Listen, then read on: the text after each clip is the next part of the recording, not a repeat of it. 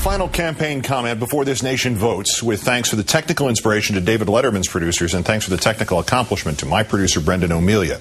I ask you to imagine an alternative universe where the candidates are the same, but what each has said and done has been reversed.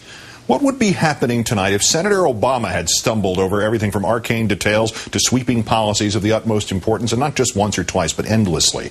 What if Senator Obama couldn't tell Iran from Iraq, Iraq from Afghanistan, Sunni from Shia, Somalia from Sudan? What if Senator Obama had gotten up before a crowd and started off by saying, you know, I think you may have noticed that Senator McCain's supporters have been saying some pretty nasty things about Western Pennsylvania lately, and who then finished by saying, I could not agree more. I could not disagree with him more.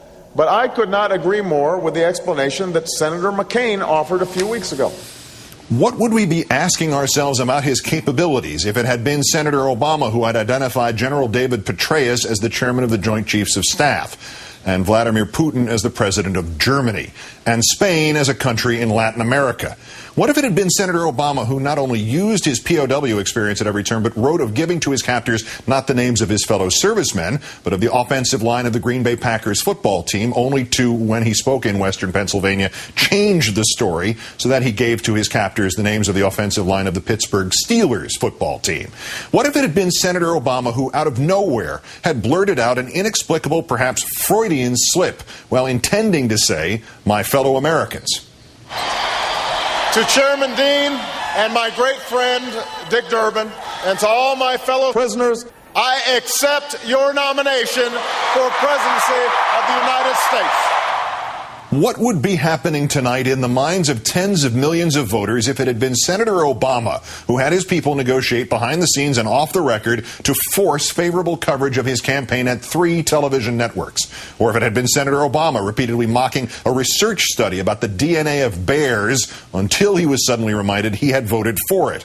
Or if Senator Obama had an advisor who claimed that Senator Obama's work on a subcommittee had led to the invention of the BlackBerry? Or if Senator Obama had tried to get one of the presidential debates postponed or canceled and threatened to boycott another one of them, the town hall, because he didn't like the network the moderator worked for, all the while complaining that the other guy would not debate him or agree to 10 town halls. What would be happening tonight in America, in the souls of this nation, if after all that, at the first debate, it had been Senator Obama who would not as much as look at Senator McCain, and when finally addressing him at the second one, did so in a weird and cryptic manner? If we could have intervened effectively in the Holocaust, who among us would say that we had a moral obligation not to go in? What would a country heading into the most important vote in its modern history be thinking tonight if it had been Senator Obama who viewed a collapsing economy and insisted that if in office, he would fire immediately the head of the SEC, even though a president cannot, and then the next day tried to correct himself by calling on the head of the FEC to resign? What if it had been Senator Obama who on September 24th had, quote, suspended his campaign so he could focus only on the cratering economy just 9 days after having insisted that there was little wrong? The truth is that the fundamentals of the economy are strong. We were just suffering from a mental recession. You nation of whiners. Where would America's collective head be tonight if it had been in the middle of a campaign in part focused on elitism and celebrity and personal wealth, if Senator Obama, who could not remember or would not admit how many houses he owned? How many houses do you have? I think that's a good question to address to my staff. I mean, you'd have to ask my staff. What if Senator Obama had deflected all serious questions about the troubled finances of this worried nation by virtually concocting a preposterous everyman, a fictional character, a plumber without a license, a small businessman who owned no business, an average Joe who had a lawyer, a book agent, a publicist, and maybe a recording contract?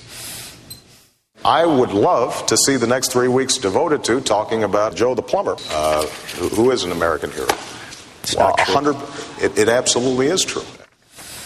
What would the national psyche be like tonight if it had been Senator Obama who had sung a mocking song about bombing Iran?